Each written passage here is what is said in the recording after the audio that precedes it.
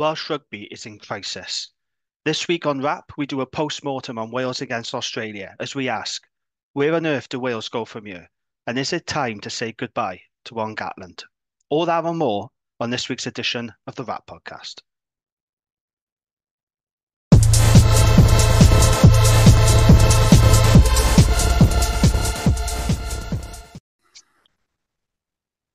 Hello, and welcome to this week's edition of the WRRAP podcast. I'm Jamie, and join me as always is James. Hello, James. I would do it.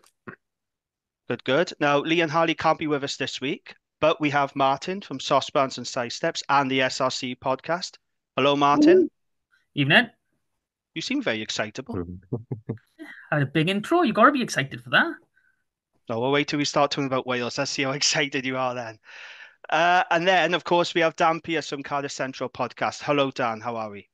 Yeah, great. Cheers to Harley for another hospital pass of coming on this pod after it was quite a bad Cardiff performance last time, and now Wales have stuffed me right up. So great. He's timed it well, haven't he? Fair play. Oh dear. Okay, let's get into some news. Just a little bit of news. Obviously, big news that's broke today is that Wales have lost the most experienced member of their autumn squad, as Adam Beard has been released from the Wales camp due to a knee injury sustained just 7 minutes into last weekend's loss to Australia. Big blow for Wales. We know that Adam Beard's a Marmite player. He does divide opinion, but I don't think people understand or appreciate just how valuable he is to Wales and the Ospreys. It's a big blow, James, isn't it? Oh, massively. And what's more sad is if the rumours going around are correct, we might have seen him play his last game in Ospreys jersey. Oh no. Oh, that's a shame. If the injury is as bad as we think, and the deal to Montpellier is already done, we won't see him in Ospreys jersey again, which is more heartbreaking to me. Yeah, because you don't get a proper send-off then. That's the problem, No. isn't it? You know, when you're out injured like that. So As Dan has pointed out many times, the more Ospreys players who are not there to torture him on New Year's Day, the better. I will say that I didn't wish an ACL injury. No, of course, I would never say that. I'd just like to add happy that, accident, but no, 2025 might start slightly happier now. I don't yeah, so a big blow to Ospreys and Wales. Adam Beard out with a knee injury. Other bit of news then. Ospreys have signed a 19-year-old Wales qualified New Zealander by the name of Warren Cornelius. No, me neither. James, do you want to tell us about Warren Cornelius, please, for any Ospreys fans who might be wondering who he is? So there'd been rumblings. There had been rumblings that there was a kid in the senior academy who was Australian. There was an Australian kicking about, and we hadn't heard anything until we saw the team sheet for the development game where you saw Warren Cornelius on the bench. He was born in New Zealand and is half Maori, half Welsh. Spent some of his childhood in Swansea, so he's a Pontardawe boy, with his dad being a Morriston lad. Played for Morriston, played for WRRAP. He played a bit in Penclouth as well. But he's spent the majority of his time in Australia. 6'2" at 19 years old, background in athletics. Most recently has been at Bond University in Australia, coached by Rico Gia, and as an under-20s level, been in the men's Elite 7 setup, Queensland Reds, pre-World Cup trained with Eddie Jones and the Wallabies. But most importantly, he feels Welsh. So he's very connected to his sort of Welsh side, grew up supporting Wales and grew up supporting the Ospreys. Speaking to people within the squad, he's been flying into everyone at training. He's a big lad and impressed on his debut against the Dragons on Saturday. So it's certainly one keeping an eye on. It's great that the Excels program is working and we're bringing these players back over. So yeah, look, I'm not going to say he's going to set the world on fire, but it's not every day you do go out and get in Welsh qualified, half Maori, 6'2", heavy set lads. And, his highlights are really fun. Spent a lot of time in sevens, so has got that knack for making an outside break and got the eye for a line break. So yeah, look, really exciting. Wish the lad all the best, and really hope he kicks on over the next few years. Sounds interesting. One to keep an eye on. You mentioned the Dragons there. There was a development game on Saturday at St. Helens. Dragons won at 38-17. So a very successful period for the Dragons with these development games. Harry Rees-Weldon, 4 tries in 2 games. So one to keep an eye on there. He might break into the Dragons senior team soon. So yeah, good stuff from the Dragons. Matt, you got something you want to add to the news section, I believe? Yes, I do. For anyone that doesn't know from this podcast, obviously, I'm a member of the Crease 16 board, the Scarlet Supporters Trust, and we've embarked on a project to record every match and player that represented the Scarlet's ladies seniors team. But, there's not a lot of records out there, and we could do with some help. So if there's anyone out there who has represented the Scarlet's ladies or knows someone that has, can you please get in touch by emailing info@crease16.cymru. And just because it's me and I can't go too many weeks without mentioning the community, the Doer Shield is back this Friday. The knockout rounds are kicking off. So big time of year. Get down to Sporty District. Go for it. Absolutely. Lovely stuff. Okay, then. We're going to have to talk about Sunday now, aren't we? We are going to have to talk about it, unfortunately. Another dark day for Welsh rugby. So it finished Wales 20, Australia 52. 8 tries to 2. Wales conceded 3 tries and 21 points, while Australia were down to 14 men. It was grim, boys, wasn't it? Let's be honest, it was pretty grim. I knew that, well, I think we all knew that Wales were underdogs going into this one. I don't think any of us really saw Australia putting 52 points on us. Well, I certainly didn't anyway. I'll come to you, Dan, first. It's difficult to know where to start, isn't it? What are your thoughts on Sunday and what unfolded? Yeah, I think I agree. I didn't expect a defeat at that magnitude. It was just it was a weird feeling at full time where you weren't even sort of angry or disappointed, just a bit numb really at this point, after so many defeats in a row.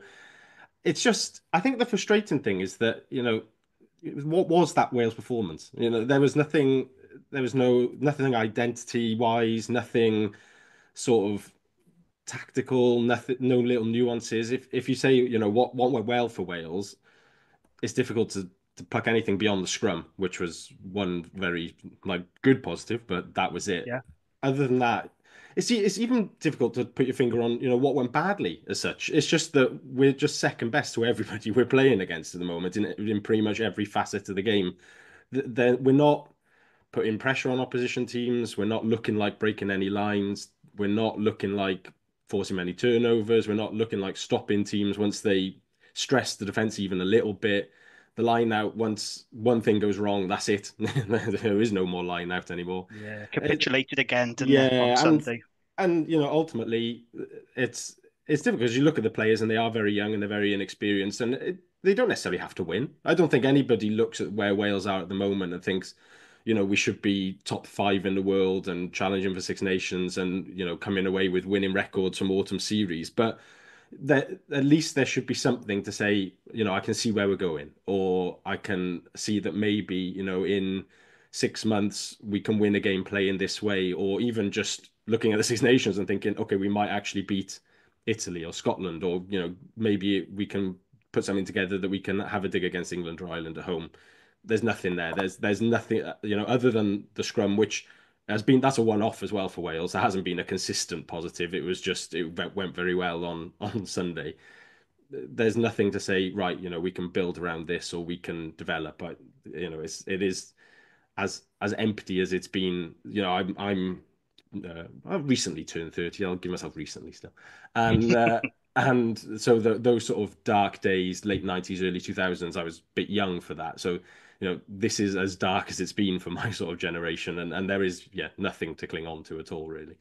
Yeah, you're lucky, see, because I was born in the 80s, but growing up in the 90s, I'm a 90s child, and I remember the 90s very well. So to me, it's like we have gone back to the dark days of the 90s. It's pretty grim. James, your thoughts on Sunday? Did you expect that scoreline against Australia? Well, I was the pessimistic one on the pod last week. He was, yeah. and said that I just can't see Wales competing. Or I could see Wales competing, but I can't see us putting anything down that showed a marker. And I said I was quite vocal in the WhatsApp chat early on and said this is just spineless. It's pathetic. This is not me calling out players, right? I don't think any player goes out on that field and gives less than 100%. But, and I'm sure we'll come on to this, we're being set up, the players are being set up to fail. Yeah.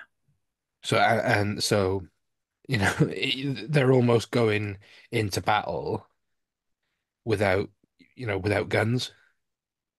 Go full World War II Russian army, they're going into battle without guns. And you can have the most talented soldier in the world, but you're going to lose a firefight if you're running straight at bullets. That's what it feels like, and it's things like not capitalizing on a team being a man down, right? 2 weeks in a row, we've conceded multiple tries while two big players have been off the field. Yeah. I didn't expect that scoreline, but I also did. That's how I feel. Like nothing in that game surprised me. Nothing in that game said I've learned anything new about Wales. I always knew that this capitulation was coming. I thought it was everyone's saying, "Oh yeah, but we played a bit well against Fiji." Did we though? We put some stuff together. Yeah, we put some nice things together in the backs, but did we? Did we really? You know, I say to my students all the time, hindsight is the most exact science in the world. It's really easy to look back on that Fiji game and cherry pick the two tries that we scored that were really nice. We put it through the hands, but we were also battered off the ball, and they did well to execute under huge physical threats coming at us, which is what happened this week. There are positives. I thought Archie Griffin and Gareth Tom. I thought that front row, both front rows, were actually really well in the tight. Mm. I think James Botham at 6 went really well. I think that gives us. I think now his future international lies at 6 for me. So you have him ahead of Plumtree then, so you're saying? I wouldn't necessarily say I have him ahead of Plumtree. I think it gives us depth at that position. I think it gives us an option. Okay. I think him and Morgan worked really well together. I'm getting bored of saying how good Jack Morgan was every week. He was rated 5 out of 10 in Yeah, well, he was. Yeah, Wales sorry, Online. 5 out of 10 by Wales Online. One less than Gareth Thomas, who also had a very good game in the loose. But look, we're scraping bottom of the barrel, right?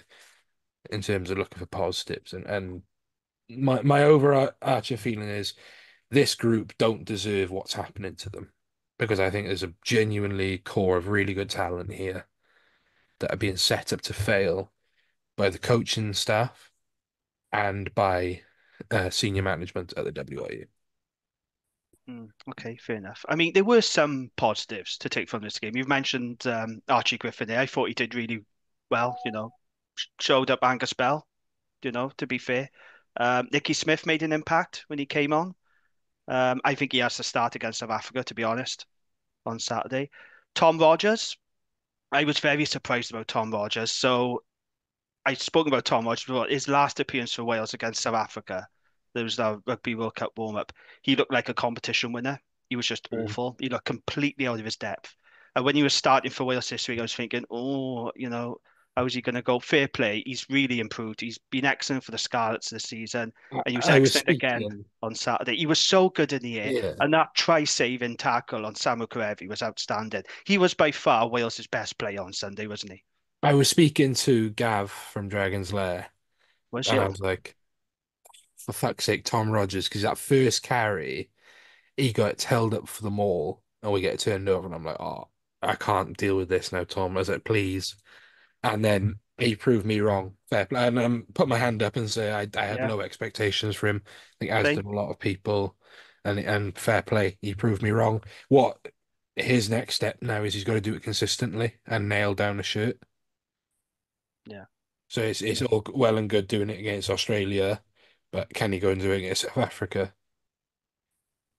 Yeah, it's a fair point. He had to come off with cramp, I believe, because I know Campese was going nuts, wasn't he? Calling it a batshit decision why Gatland took him off, but he had cramp, so he had to come off. But I took, you got to give credit where it's due. I thought he was really, really good. Surprised me, and yeah, he definitely deserves to start against South Africa. Mart, what are your takeaways from Saturday? There's not much really more can add. I'm not as positive as you guys are regarding the scrum. I thought Griffin especially was lucky on a few occasions. Uh, I think more than anything, we lacked a lot of leadership on that pitch. Losing Beard early was obviously a knock, and scum for that first 35 minutes. I like you said about Tom Rogers being a competition winner. In defense, he felt like that because he was just letting everything walk over him or go through him. It was just so uncharacteristic. And then I don't even think Wainwright. He didn't even have the greatest game either. To be fair to him, and he normally pounds teams. So fine, he had a few moments. Like, don't get me wrong, most of the players in this team did. You just look trying to watch back over. You're trying to pick things out, just trying to be positive, and you really are struggling. Like, the only positive I look over, I like the way that Costello and Ben Thomas work together once they do get a flow. As as much as that pains me to say, because I want to see Sam and Eddie together. Tom Rogers, yeah, he was outstanding. That, like you just mentioned, that first carry where he was held up, I was more annoyed with Winnett and Bevan just standing there letting it happen. Get stuck in, try and force him to the ground. But yeah, even, there's not many in that squad. Jack Morgan, you've already mentioned, that you can really say, yeah, they had a really good game. They deserve to keep their shirt 100%. And I think that's the point of where we're at, which is quite sad at the minute. I do believe we are being set up to fail. I mean, the substitutions, it just don't make sense a lot of the time. Taking off key players at certain times. I understand changing things up, but when you're just making wholesale changes for the sake of it, what are you trying to do? You're just creating so much chaos that you're already losing the battle on that front, and you're making it even worse for yourself. Fair enough, yeah. I think on Wainwright, he doesn't look 100%. We should remember he has come back from a long injury layoff. He just looks a little bit undercut for me. But yeah, I do agree with what you're saying. I thought Roger Williams did all right off the bench, fair play. I mean, the game was long gone by then, but I thought he did well. I thought Ellis Bevan was poor, actually. A couple of dumb offside penalties. But fair play to Roger. He come on, he was Arguably good. should have gone for a yellow as well. Yeah, could have done. For the hit Yeah, on Nick that White, hit. Yeah, which but ultimately forced Nick White off as well. yeah, I mean, don't get me wrong, it was on Nick White, so yeah, exactly. he should be applauded. But we got to be consistent. Yeah, but it's just so hard to take positives in there out of a fun play like that. Dan, there's a lot of talk about these players. I think Peter Jackson said they're grossly inferior to the players that Gatland had previously. Do you think these players are actually good enough for international rugby? Do we need to keep the faith with them, or are there certain individuals who you look at and go, I don't think you're a top end international player? How do you look at this squad?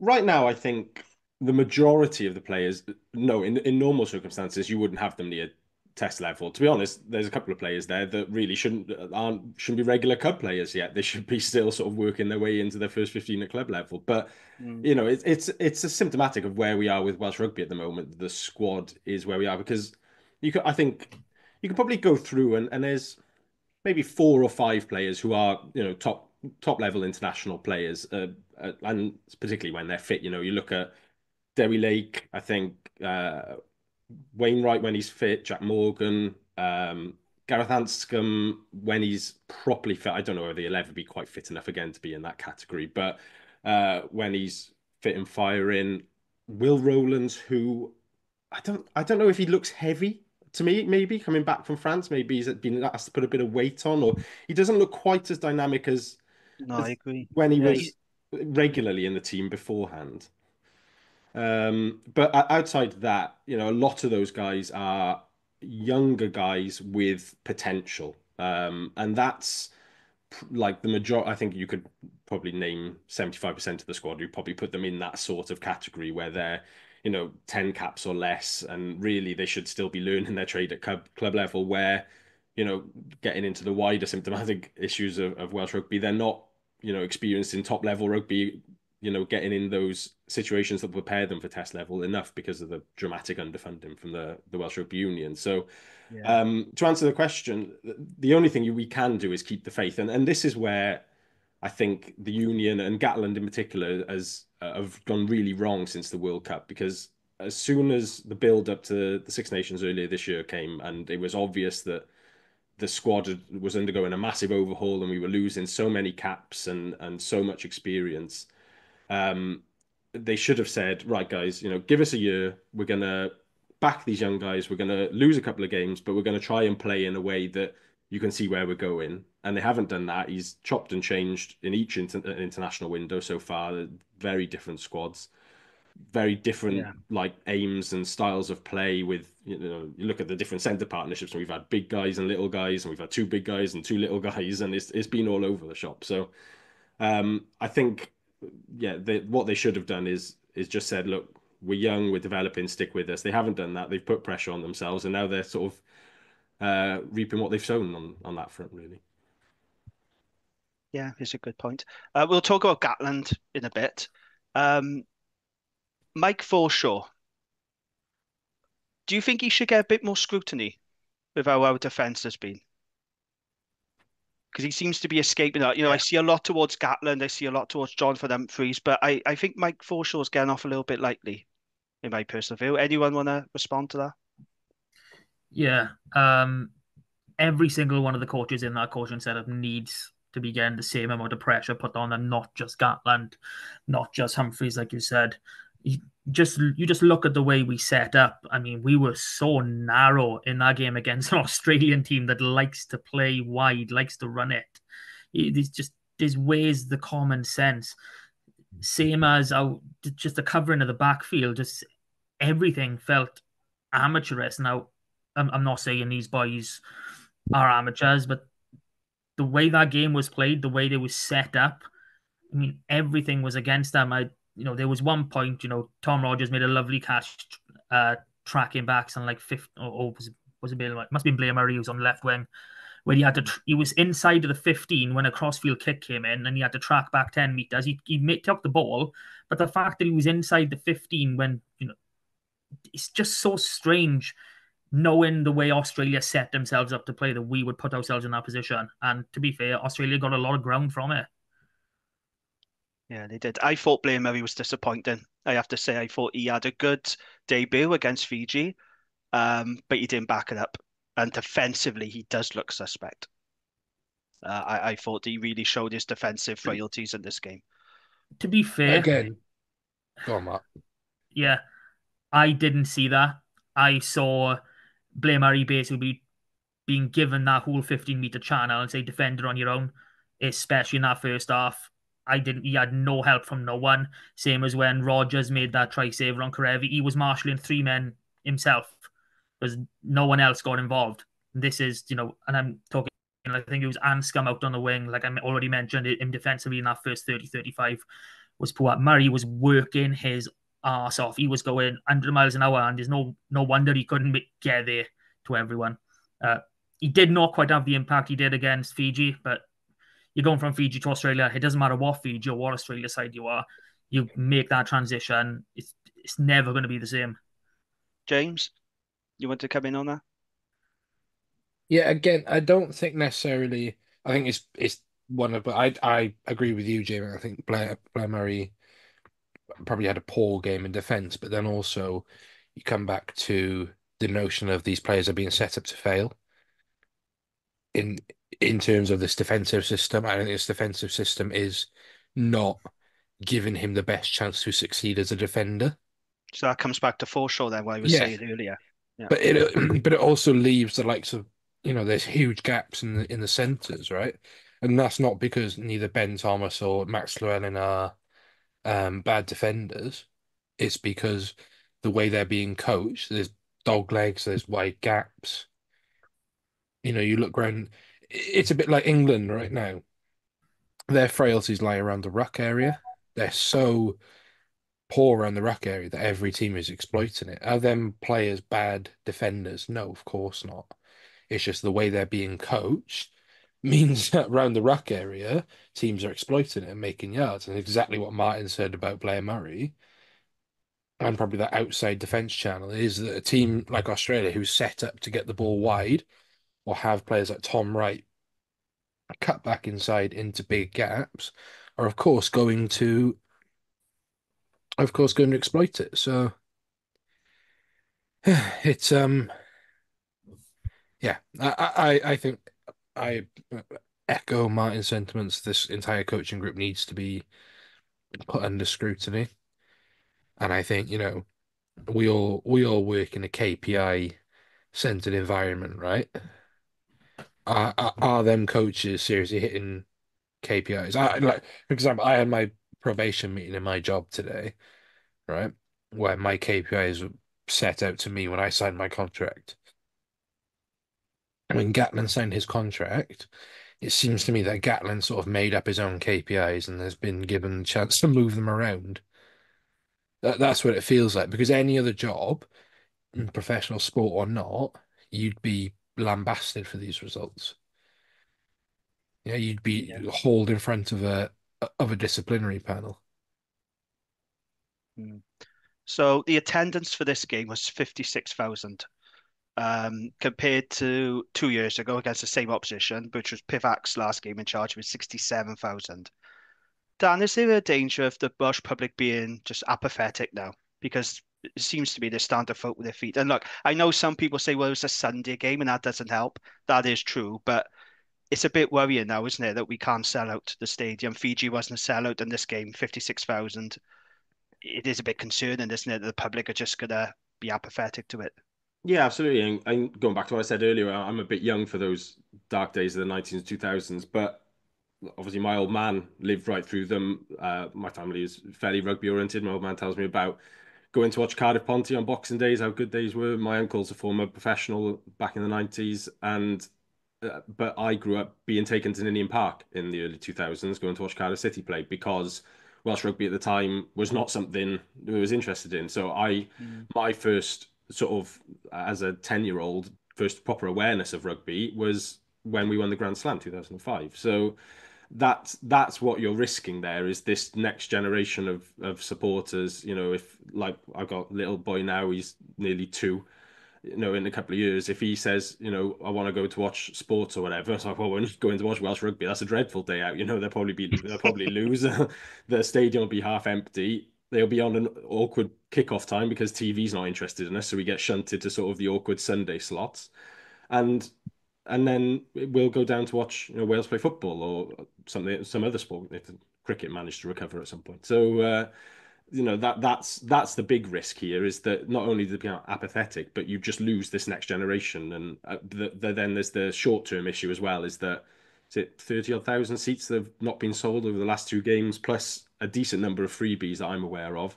How much revenue is that lost? A couple of £100,000 worth of revenue lost there straight away. Add in competition money and stuff like that when the Six Nations comes back round. Yeah, you're struggling big time there. Yeah, absolutely. It's a difficult one, isn't it? Because you can't blame the players. They are given everything. This is a young team, and I do agree with what you're saying, James. They're not given the right tools, and they're being thrown to the lions a bit. But they just look so underpowered now, Dan, don't they? Compared to other Test nations, and I don't know how you fix that. How do you fix that issue of being underpowered and not having the mentality and the power to take on these big sides? I just don't know how you fix it in a short space of time. It's identity, I think. I like you can understand, each team has their strengths and their weaknesses. And at the moment, Wales aren't a particularly big side. They're not particularly powerful, but there is a lot of individual talent there. There's a lot of exciting X factor in that back line. The forwards, I think, are particularly highly skilled. We sometimes get criticised in Wales for lads being sort of gym monkeys in inverted commas and and not being good enough rugby players. But there's a lot of good skilled footballers in that forward pack and particularly through the back line. So you can design, you can design a system that works for you. It might not work every time, especially at test level where being powerful is so key. You look at Australia in that period when they were down to 40 men and they just tightened up and went direct. And there's not always a lot you can do about that. But in between times, you can play a style of rugby that suits the players you've got. And, talking about Mike Forshaw, then like the defensive system, it can, if you're going to pick Botham and Morgan, you can go hard at the breakdown. You can put Nicky Smith in there potentially at loose head as well. You can get over the ball and slow them down. Or you can pick Eddie James, say at 13, and with Tom Rogers there as well, and bring a lot of pace out of that back line and really put them under pressure with your blitz.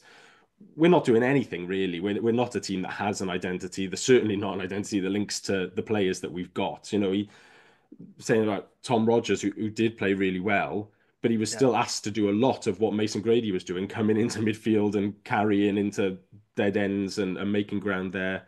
James Botham played really well at blindside, but we were still trying to take them on physically, and he's not, he hasn't got the sheer size of if you picked a Plumtree there or a Shunza there. So, these guys are doing as well as they can individually, but they're not being given a system that works for them as a team at all. There's no identity. There's nothing to build around there. That's what should have happened this year is we should have picked a group of players that were roughly, on the same page, had similar attributes. Or if somebody got injured, somebody was coming in that was apples for apples, and you can build around that. But that just simply hasn't happened, and we're stuck in a quagmire of just sort of no man's land.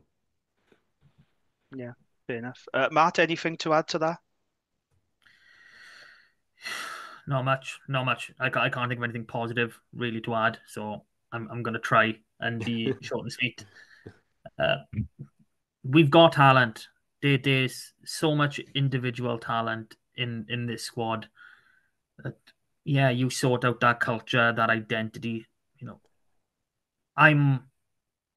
I don't know if you boys are the same, but I'm still obviously growing up in the 90s. I'm still of the belief of I don't care if we win. I just want to play well. I want to see that Welsh flair. I want to see us attack sides properly. It's test match rugby though, Matt. Of course, it's all about winning, isn't it? We're in the results-based business. Yeah, but what do we really get from winning? These friendlies, the Six Nations, 100%. And like I've said previously, we guys, Six Nations, World Cup, yeah, happy to go for it. But these are glorified friendlies. We don't get anything for winning these games. I want to see us playing a style of rugby we can be proud of. And once we've got that down, the results will eventually come. You got to get your playing style sorted first before anything else. Just to remind you, if Georgia had beaten Italy, Wales would have been 12th in the world rankings this week. So, there is a lot to be gained from winning, and it breeds confidence, doesn't it? This is a team that just don't know how to win. And it's difficult. The Welsh public, they pay good money. They want to see a winning team. They want to be entertained. They do, but they want to see results as well. Yeah, I'm away on this one because this is an argument that grates on me, right? I get your argument, Mark, of playing the Welsh way, right? And you look back to that 05 Grand Slam squad and they played some lovely rugby there. You go back to 03, the way we were chucking the ball about there. But rugby was in a different place then, right? Wales are currently not in a position to go from where they are mentally, physically, and emotionally to just start chucking the ball around. Because you end up with situations like the Costello intercept, or you start forcing things that are going to impact negatively, right? So you're going to start forcing knock-ons, you're going to start forcing forward passes. What we need to do is have the key aspects of the game in a place where we are comfortable, right? And I say this as someone who, as an Ospreys fan, right? We don't play flashy rugby. Yeah. When Toby Booth took over, he said that what we're going to do is we're going to get the key aspects of our game, our scrum, our line out, right, to a point where they are beyond functional. They're going to give us platforms to go out and score tries. So he did, right? And then the evolution comes from there, which I'm still waiting for 5 years later. That's another thing.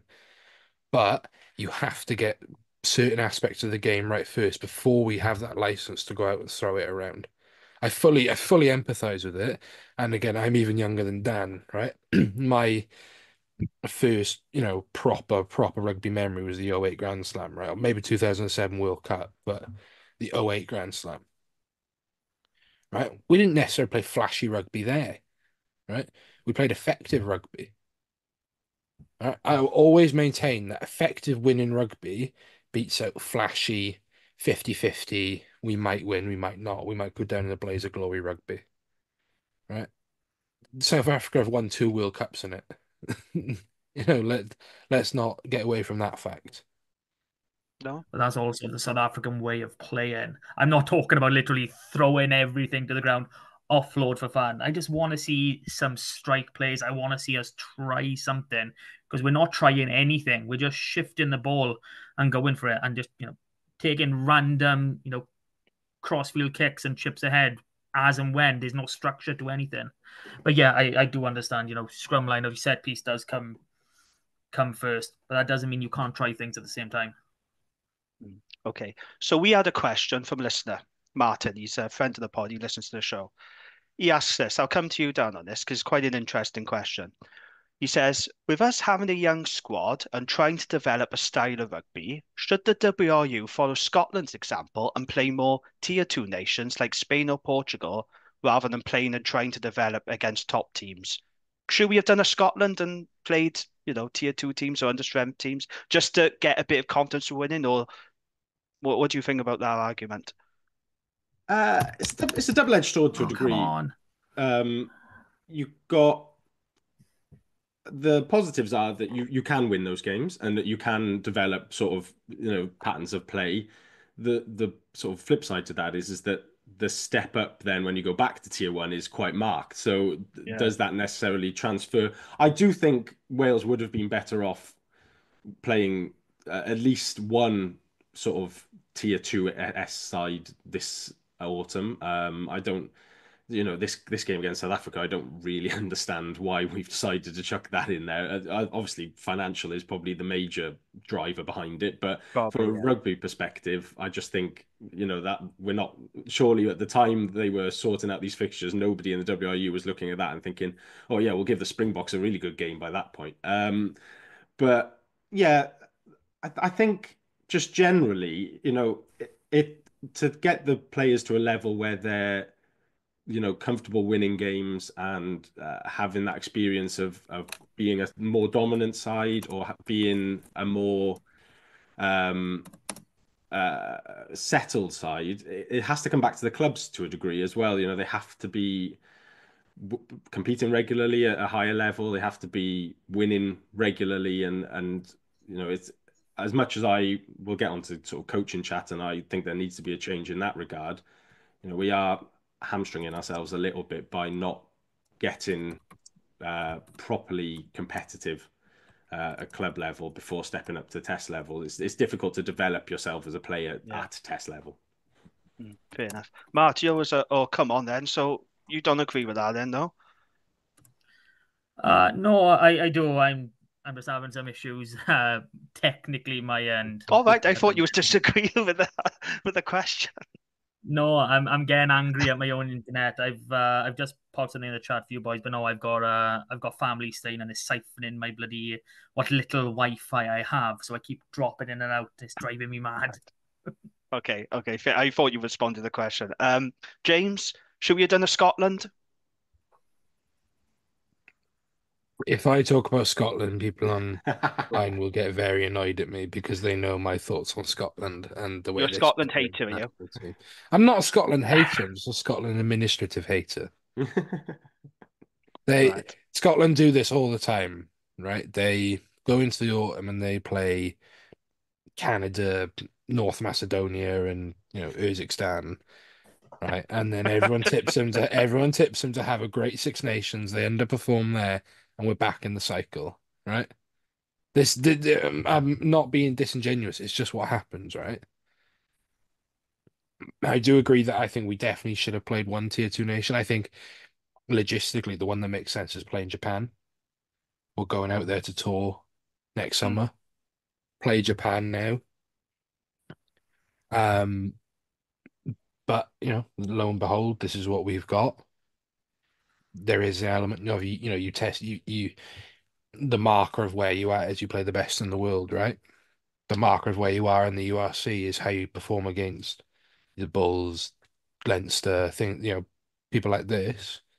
So it's exactly the same in Test rugby. Um,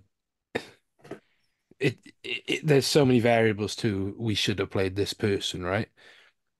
England are in a similar position. They're on a 5-game losing streak, right? But they are going to come out this autumn a better team, having lost so narrowly to three amazing nations. Three of the best rugby playing nations in the world. There are ways you can look at it. So, no, we shouldn't be like Scotland because, they're losers who've never won anything ever. Thank you for that balanced viewpoint, James. It's much appreciated. As always, I am the most balanced. Oh dear. Okay, just a reminder before we move on that we are available on all the usual platforms, Apple, Spotify, and our YouTube channel, where we are aiming for 1,000 subscribers. And so far, we are on 991. So not too far away. If you haven't done so already, please subscribe, like the video, and help us grow the channel because we'd really appreciate that. Okay, let's move on to Mr. Gatland, shall we? It's now 6 wins from 23 tests, a win rate of just 27%. Any lower, you'd be a Dragons head coach. I can say that I'm a long-suffering Dragons fan. So, did any of you see the interviews that he did after the game on TNT and S4C? Because he did one with Sarah Elgan and he did one with Lauren Jenkins. He got a lot of criticism on social media because he appeared to be smiling a lot. It's something that I noticed. He was very cool, very relaxed about the situation. And he said several times that he's comfortable. He's comfortable with whatever decision is going to happen. Earlier in the week, he talked about being on the beach with a glass of wine and he'd be comfortable, with any decision the union makes. But then I watched the press conference that he did after the game with the journalists. And it was a very different Warren Gatland. He seemed like a man resigned to his fate. I have to say, he was very downbeat. He was talking about doing what's best for his family. You'll consider his position. When he asked, does he still want to be in charge? He was like, I don't know. And, listening to Scrum 5 podcast and the Wales Online podcast, they were suggesting that it felt like he was coming to the end.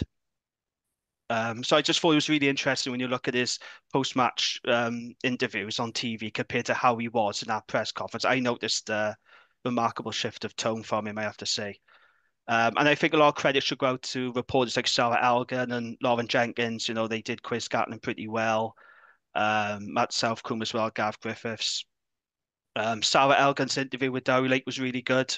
Thought Dowie showed a lot of passion. I did laugh though. I did have a little bit of a chuckle at that interview because Sarah Elgan says to him, 11 straight defeats, Wales' worst run ever. You don't need me to tell you that, when she literally had just told him that. So it's a little bit of irony there. It did make me chuckle. But how did you feel about Warren Gatland's comments then at the end again? We've all seen them, we've all read them. Does it feel like it is coming to an end now?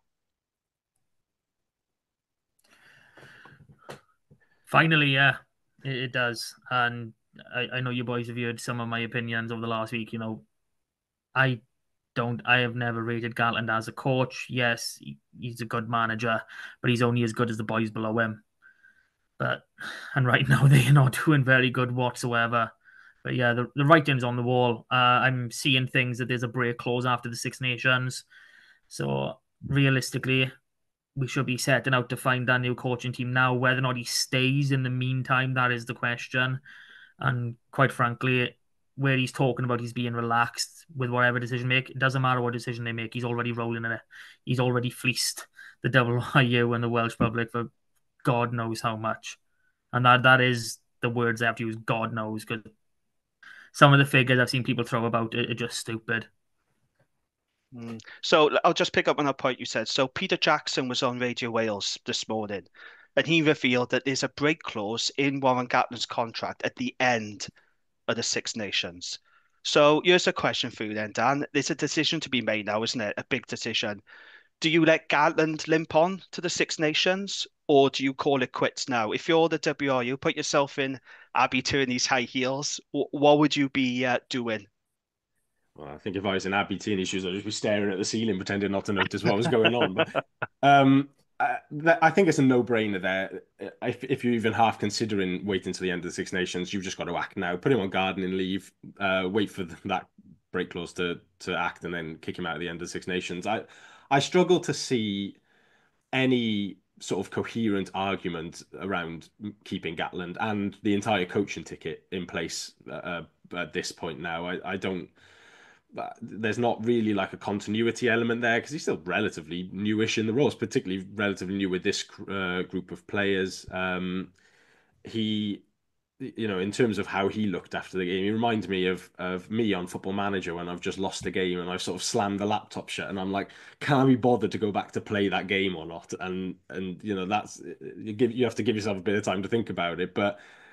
Ultimately, I think he looks like somebody who, when he loads back up, is starting a new save somewhere else. I think he's out of touch really as a coach. He had his period. I think you can make the case of whether it was propped up by Sean Edwards or not, but certainly in those successful years, he was getting results with his name above the door. I think he reminds me a little bit of if you look at football, someone like Jose Mourinho, who there was a time and a place for that style of play, and now he's sort of living off the reputation of those times. He was poor at Chiefs. He got moved on very quickly as Chiefs head coach and moved upstairs. Since he's left, they've had a market turnaround with some forward thinking and modern coaching. I don't see a situation whereby Wales, I think the argument is, do we have the money? But as I mentioned earlier, how much money are we losing from ticket sales, from competition revenue?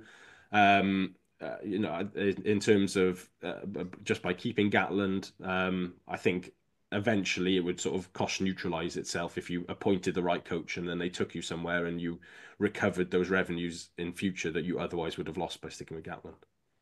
Because he's contracted until the next World Cup and he's alleged to be on 600k. So the union are going to take a hit, aren't they? If they get rid of him now, they're going to, unless he resigns of his own accord, if he hands his notice in, which he did, let's not forget, after Italy. And Abby Turney turned around and said, hell no, apparently. It's going to be really interesting to see what happens next because there is a big decision to be made. James, I want to come to you because I don't know if you saw what Gatland said. There's something in the press conference that really caught my attention. He was talking about taking back control. Sounds a bit Brexity, I know, but he was saying that he wants more influence and potentially more control over the preparation and the players and with some of the structures.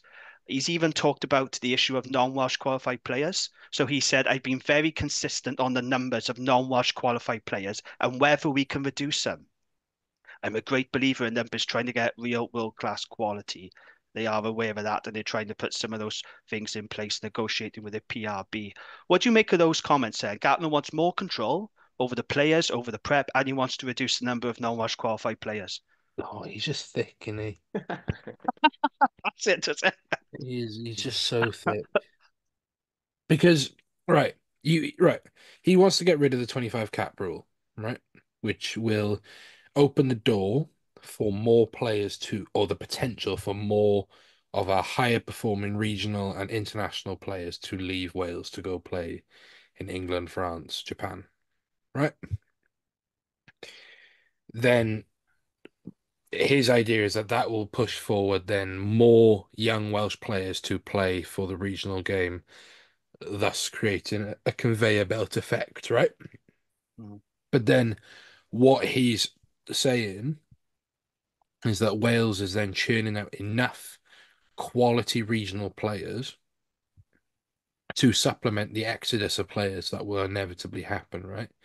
All four of us can go through our teams and categorically say, not necessarily who will go, but who will get offers to go. Right, and that's not to say everyone. I think a lot of I think we have a habit in Wales of maybe sometimes saying that this player will definitely go and play in France, right? I remember Alex Cuthbert talking. This is not to single Rio out, but Alex Cuthbert saying, you know, is Dragons keeping Rio that big of a coup because he might not because the market that we're in, he might not have had that many offers, Mm. things like that. So in that sense, I get what he's saying. But if you scrap the 25 cap rule, be you have to be consistent in saying then right, let's bring in some quality non-Welsh qualified players to supplement match day squads, right? Mm. We all grew up watching our regions in the 2000s and the 2010s when we did have quality international players. You look at your Regan Kings, you look at your Marty Hollis, your Jerry Collins, um, your Xavier Rushes, your Percy Montgomery, all these different players, right?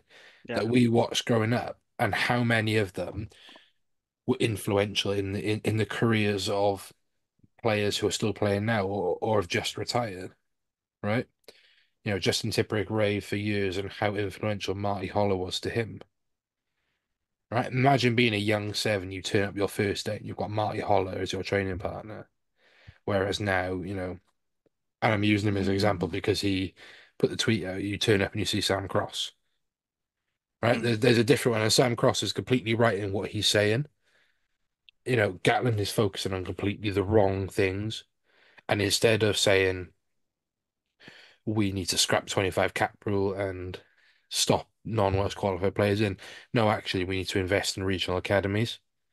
We need to make sure that our young players are in the best state entering professional club rugby, so that when an Alex Mann or when a Harry Deeves or when a Tian Sparrow or an Evan Minto come into the senior setup, they are physically ready, they're emotionally ready, they are mentally ready because they have played quality academy rugby. They've then transitioned into um, semi-professional rugby, which is of a high enough standard physically and skill-wise that they then can not comfortably slot in, but begin to slot in against your Connachts and your Ulsters and your Glasgows and you know, if some people have their way, the Rotherham Titans and Amptils of the world, right?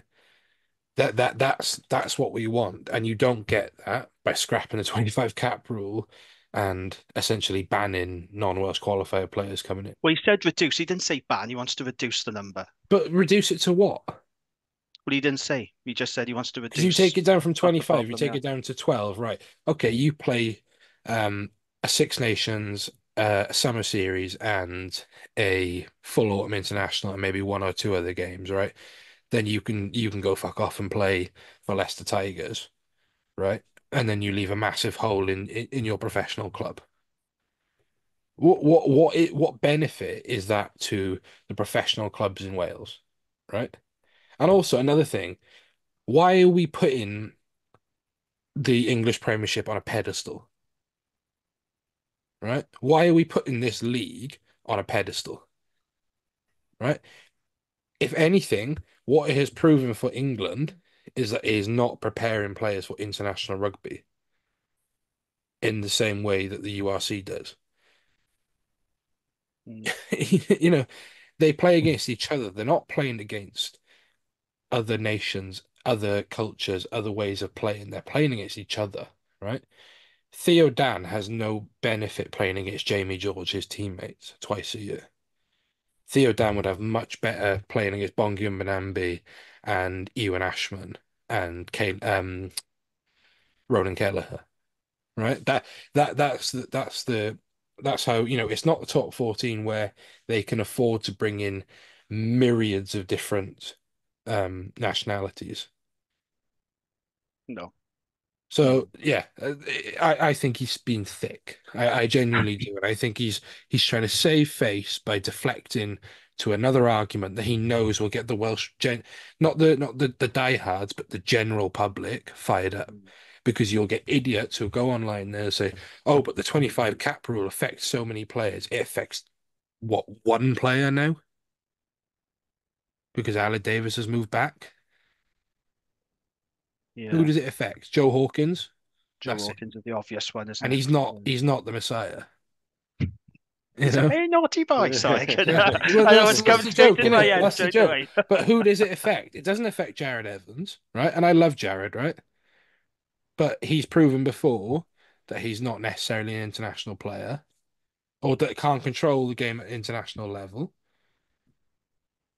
You know, who are we bringing in? Sam Davis. You know, I Oh, he's love very well Sam. for Grenoble, I but it love is Sam, Cody right? to, yeah. Loved and want him to come back. But is he going to change our fortunes? No. No, There's no, absolutely yeah, not. that's my big rant about this Okay, fiasco. yeah, fair enough. Mart, Gatland wants to take back control, more control over the players and reduce the number of non-Welsh qualified. What are your thoughts on that then? I mean, I never thought I'd say this, but I'm on the same page as James. I thought he was going to say It's Gatland for a minute. It's like that would have been an interesting viewpoint then. Yeah. Yeah. We what we need to do is focus on ourselves in our own structure below the regional game. We need to get these players ready now. You know, like I've already spoken about the dual shield. I got that in, but moving that to under 16 was a mistake. You know, there's so many different things that we should be doing, and expanding that academy system is the first one on it. I think there's a place if you can do it properly and you can cap the actual wages players are on, as in, make it just livable 30, 35. I think it's a case you could make the SRC fully professional if you supplement it properly with regional players. It wouldn't cost a great deal when you're looking at the amount of money that's spent at the actual professional clubs. You keep it to a minimum, you get a 30-man squad of 30Ks or whatever, and then you supplement it with 10, 15 regional academy players each. It can be done. So there are a lot of things we can do, but the focus should be is on the under 23s. From 50, well, probably from 14 to 23, that is the age category we need to be focusing on. Yeah, you want a bigger focus on the age grade then. That's what you're saying, isn't it? Yeah, fair enough. 100%. Yeah. Dan, I know you've been quite vocal on X about Gatland having more control of players, and this golden share idea is something that you've strongly rebutted, isn't it? Why is that? Can you explain why to the listeners why you're against that idea?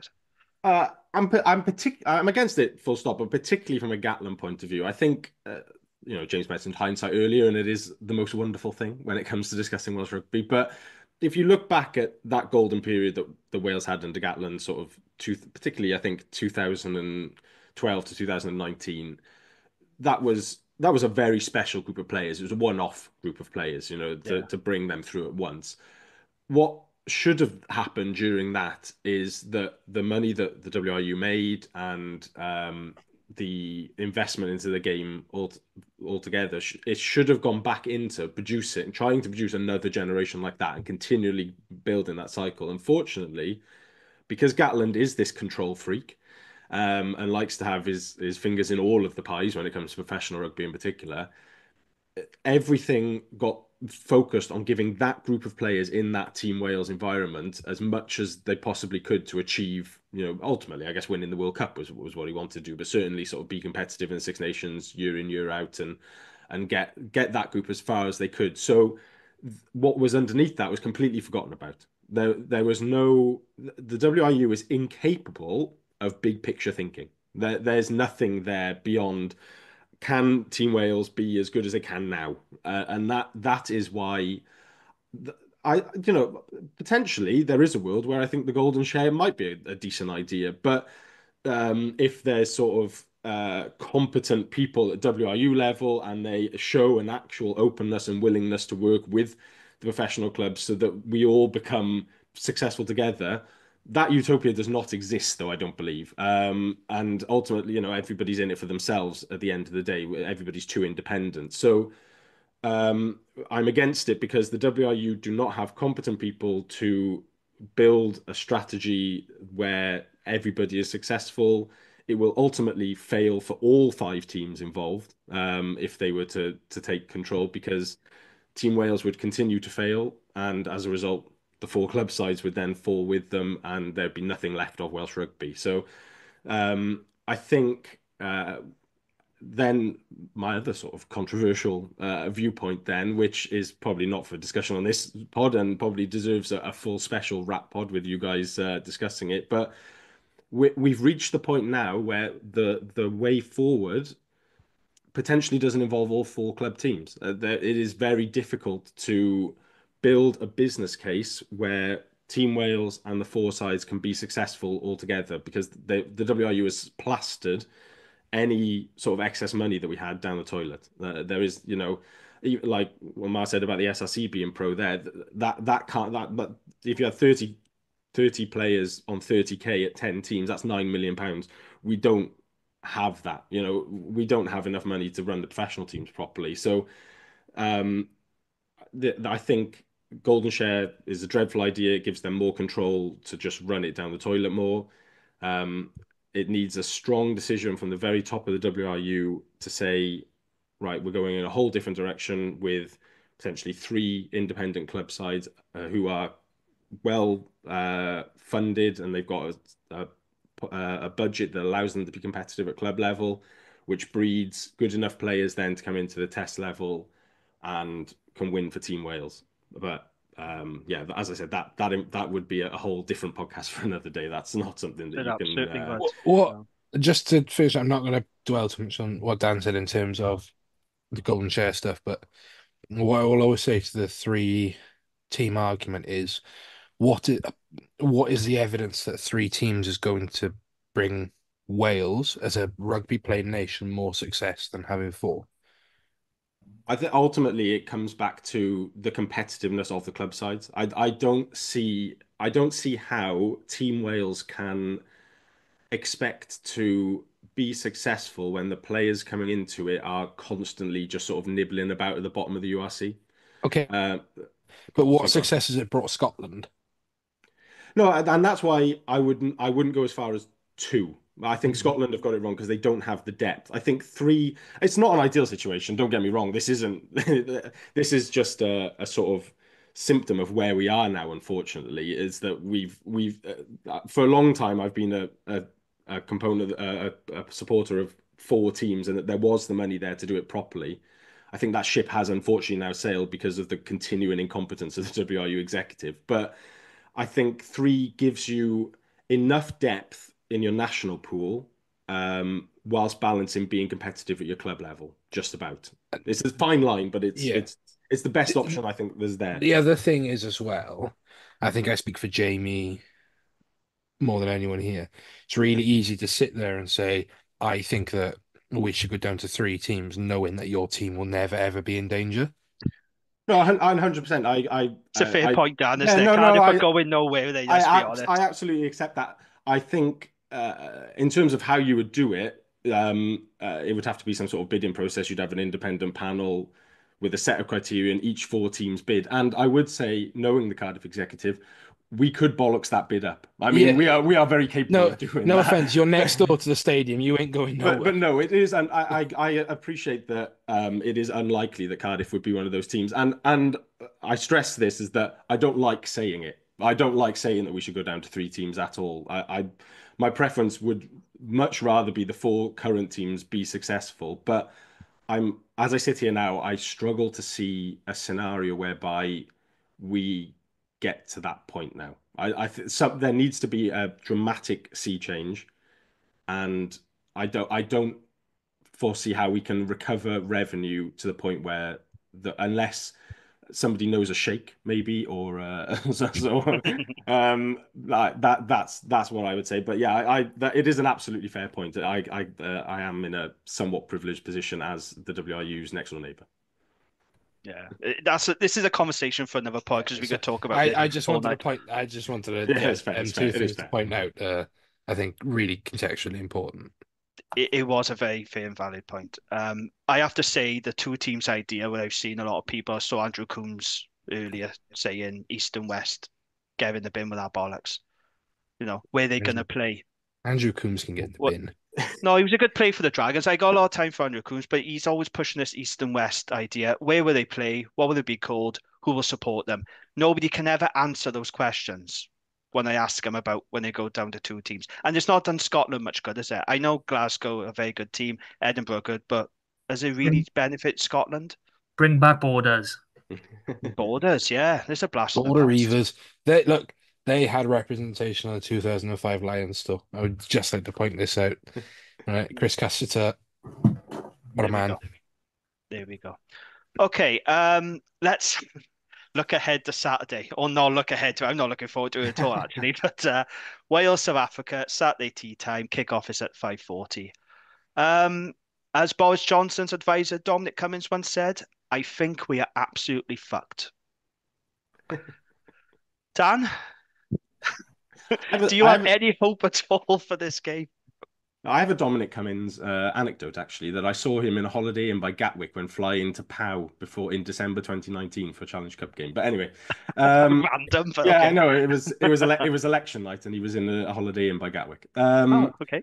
But anyway, no, I don't have any hope at all. To be honest, my only thing about the game on Saturday is that I just hope the Wales players come through unscathed. Like that's pretty much where we are now. I just hope that nobody suffers any sort of serious injury at the hands of the Springboks, who could well inflict some serious damage on a couple of those players out there. They'll give it their all, I'm sure, but I don't even think it's worth saying, oh, if Wales do this and this, then they might stand a chance, because ultimately we just don't. I don't see anywhere where we can even have a dig at the Springboks on Saturday, unfortunately. No. James, it's damage limitation Saturday, isn't it? I mean, I hate to be doom and gloom and negative, but yeah, I think as a squad, look, ironically, I agree with Gatland a bit here. The media are going to spin a narrative all week, right, about where Wales are, where they're not, what they're doing, what they're not doing, who's doing what, who's not doing. The players know this, right? The players are the ones in the heat of the moment, right?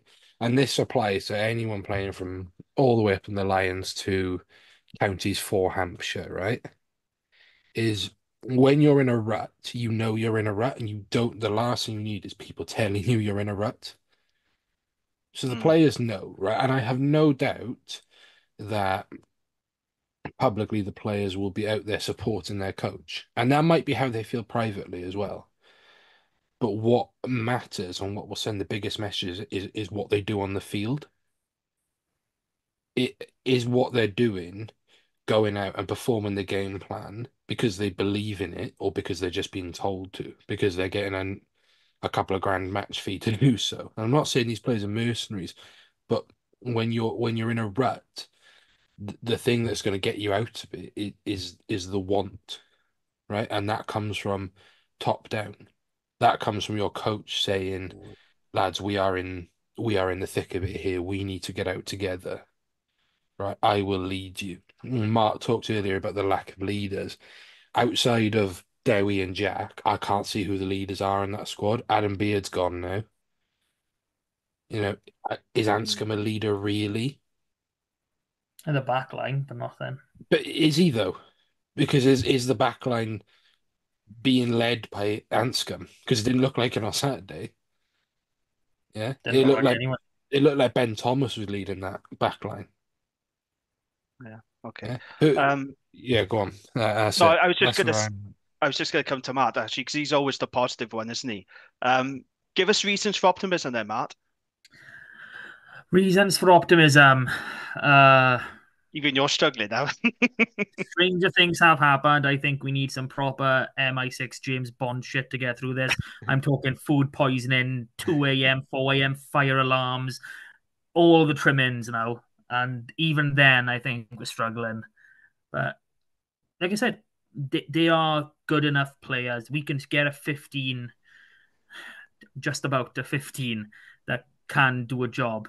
And, everything needs to click. And even then, we are well up against it. But stranger things have happened. If Japan can beat them, why can't we? I mean, that was a long time ago now, Matt. But yeah, I get the point. Please, come on. For me, though, it's we're lightweight and we're underpowered, and we've seen already this autumn that we can't cope with power. So I have no idea how we're going to stop these South Africans. We can see there's some more tries. How are we going to cope? How are we going to stop that? I just can't see it. I can't see it at all. Let's talk about changes then. So there will be changes. Obviously, Adam Beard is out. Dan, what changes would you make? I suppose Teddy Williams comes into the equation now, doesn't he? Yeah, I think Teddy's got a really good shout of coming in there, particularly looking at sort of what we lost when Adam Beard went off line-out calling wise.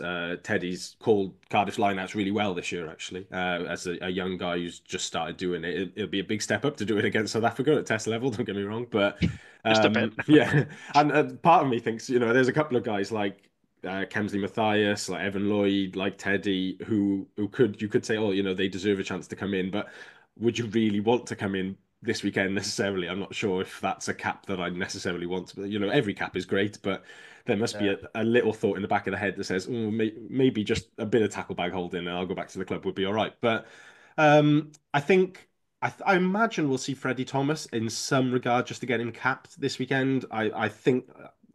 Smart money maybe says going back to a 6-2 if he can actually decide how he gets the backs cover done properly. Yeah. Uh, Other than that, I thought what James said about confidence in the coaches, it was actually really interesting because, say about Anscombe, who probably is somebody who would go to bat for Gatland as sort of Kiwi mates and all that. But he looked really sort of the least confident I've ever seen Gareth Anscombe look on a rugby field on Saturday, which was gauged by how deep he was standing at first receiver. Didn't go to the line at all.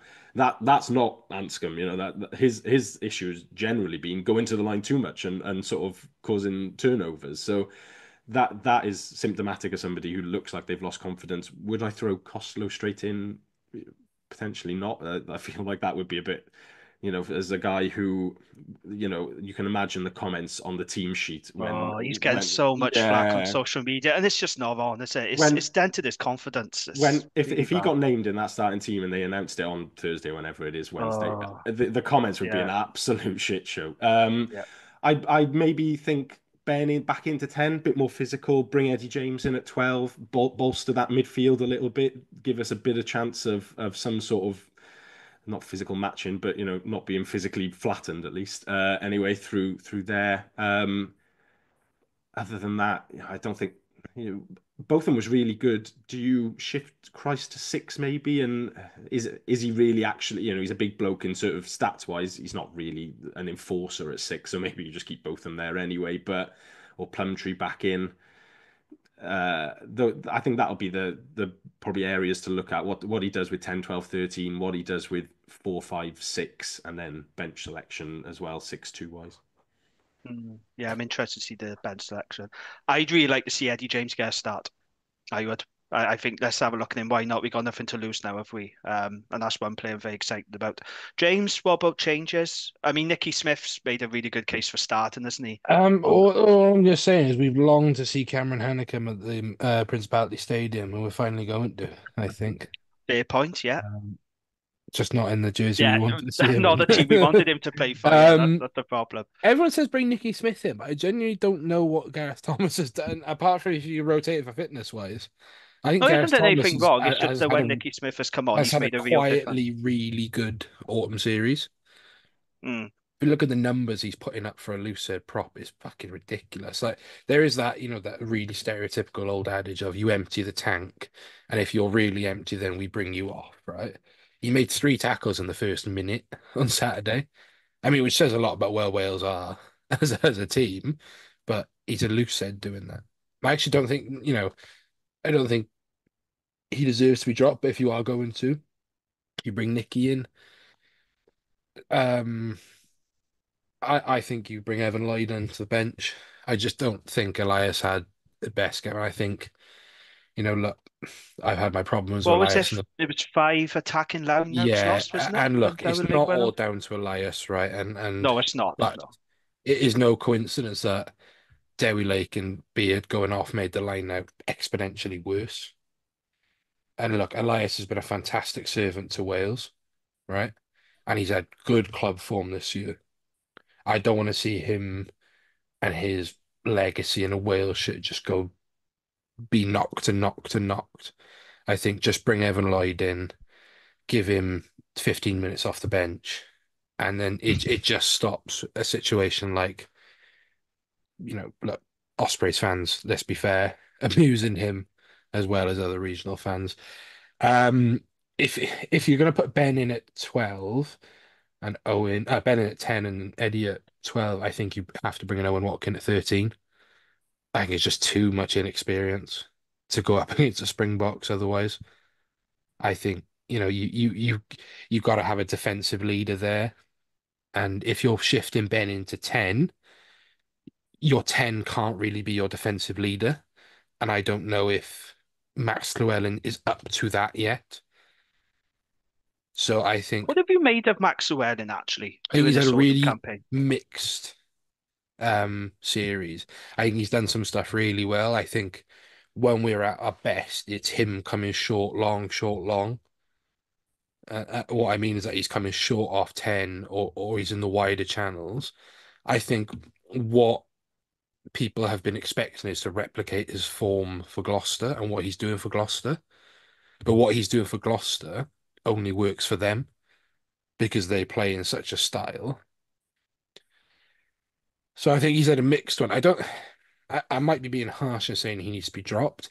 What I'm saying is there's for me, if you're going to have Ben, Eddie, Max, that's a lot of inexperience to go up against potentially Andre Pollard, Andre Esterhuizen, and Lucanio Am. Yeah, okay, fair enough. And other than that, like, what changes can you make? Would you go Will Rowlands, Christians? You know, I Will think Rowland hasn't been very effective this sort. I mean, Dan no, mentioned it earlier. I think he's he's he's done a hit the bit better. pastries hard in France, and Yeah, he's a yeah. lot of morning cappuccinos, and you know, but he's experienced. That's what he is. He's an old head in that squad. Yeah, yeah. Um, Rodri to start, maybe. I know it's a madness to say, but again, old He was good head off the bench. leader. Like I say, putting a lovely 50-22. I thought he did himself no harm at all. But I don't think he'll be involved this But week. you saying do you bring in Hardy then? Good kicking option. That's what Don't I get me think he wrong. might do. Yeah. I wouldn't Um, start Ellis Bevan. I wouldn't start him. But then does he go on the bench? I don't know. um, I was disappointed with Ellis Bevan personally, but you know, I think yeah, you keep Tom Rogers. I think again, there's no one else other than Cam yes. in it. Um, maybe he brings in Rio. Just maybe. I don't It's think he will. size, it's bulk. So look, Yeah. there is scope for changes, but how many we will make is another thing. Yeah, that's fair enough. What about you then, Matt? What changes do you like to see made? Get all the Scarlets boys in, is it? Well, this is always the fun point of the pod since I've been on because I come at it from a completely different angle from you guys. Yeah, And because you want those Scarlets players involved. That's why. I'll just bear with. Obviously, last 2 weeks I've wanted a team that can stick together and will eventually go through to the Six Nations. I don't think the either 15 we've saw in the last 2 weeks will be you know capable in that Six Nations. So it's really a point of looking at who is going to benefit the most from starting against the South Africa team. And for me, we know what Thomas and Smith can do. In front row, put Matthias in this, see what he can do. Uh, Lake, again, I've already said he still needs more time in that starting jersey. I think that was his 10th start for Wales. I do agree with having Evan Lloyd on the bench, but I disagree with the fact of Elias's darts. There's one simple thing that happened in that match against Australia between Lake's throw-in and Elias's, and it's Australia competing. The more Australia didn't compete in any of Lake's throws in that game, But and quite frankly, not there was a couple. to cut you off, what does that say about them perceiving Lake's throw in to Elias's throw in?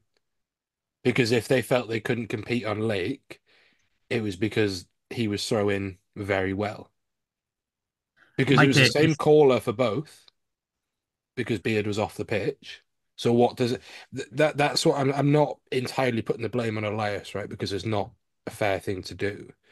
But the common denominator here is it was Elias throwing, and they targeted his throws. So that's what I'm saying is they didn't target Lakes. What's the reason for that? Because they could have. And if Lake was on the bench, they would have. It's the fact that it's second half that we're all tailing off. That is the main thing. We started getting a bit of an ascendancy towards the end of the first half, so they changed it up in the second when they thought they would actually might come into a bit of trouble. But obviously it didn't. And even then, two of the lineouts should have been caught. A third was Australia jumping across. I mean, me and Hugh went back and forth with the 6 lineouts, and two of them were freaking awesome steals by Australia. You've got to give dues. They were very good. Yeah, a couple of good steals in fairness. Yeah, I get what you're saying, Mark. What about you, Dan? Now with Evan Lloyd coming in, I don't know if you'd be too happy with that because Cardiff are down to the bare bones at hooker, aren't they? And let's be fair, his arrows are a work in progress to say the least, aren't they? I was going to jump in and say that I think this comes back to what was the wrong selection at the start of the autumn, is that this should have been Brodie Coughlan for me. Thank you, Dan. Much no appreciated. No problem. You can have that one, the Drags, and then we'll beat you Thank twice. you. But note this day down, Dragons and Cardiff getting along. But no, I don't. Evan Lloyd came off the bench away at Edinburgh for Cardiff 2 weeks before the start of the autumn internationals and dropped the most royal stinker of a line-out throwing performance you will ever see. Yeah. And that, that's not necessarily a criticism of him. There's context to Evan Lloyd in that he's still barely 2 years into a conversion to hooker. He's a back rower. He's going to have time to adjust, and he's not going to be a top percentage line-out thrower still at this point of his career. But yeah, I think the only bright side would be that if they bring him off the bench is that on 60 odd minutes, is that potentially the game might already be gone by then, so it won't particularly matter anyway if his line out isn't 100%. But yeah, I do think it comes back to that this really should have been Coughlan form wise as the third choice hooker. He did make an excellent line break though out in Edinburgh, didn't he, Evan Lloyd? Yeah, he's great on the park. Yeah. Okay. Sorry, Marty, was you going to say something then before we move on? Yeah, I mean, quite frankly, I think if you're going to look at a Cardiff hooker for Wales, I think you should be looking more towards Evan Daniel in terms of going towards the future. I think he's the more rounded player there. Obviously, Evan Lloyd has got the physical factor on that. But yeah, you got to look for me at who's going to benefit the most from playing against the big Safa side, regardless of result, because the result is not going to come. Okay, fair enough. We're going to finish up very soon, but before we go, predictions. Go on ahead, Matt. What was your prediction for Saturday? Wales by South 3. Africa by how many? No, I'll go for it. You gotta try and back the team you're with, regardless, even if you truly believe they're going under by 100. And I don't believe they're going under by 100, or it might be close. I'll say Wales by 3 for shits and giggles. Go on. Right, okay. James? Keep it under 15. You can go to O'Neill's afterwards. That's all I'll say. I mean, the last time we played South Africa at the Principality Stadium, they did put 50 plus points on us as well, didn't they? So, yeah, there's that consider. Dan, what are you going for? I've got South Africa by knockout at the start of the third. How many points do you think? Yeah, I mean, I'll give the boys benefit of the doubt that maybe South Africa, after a long old summer or whatever season it is there, will sit up a bit in the last few minutes. South Africa by 30, I think. Yeah, I was going to go for South Africa by 28, which pains me to say it, but we can't handle power. We haven't got the power to combat these teams. So, yeah, it could get very, very ugly. And that's a happy note to end it on, isn't it? On that note, that's a wrap, gents.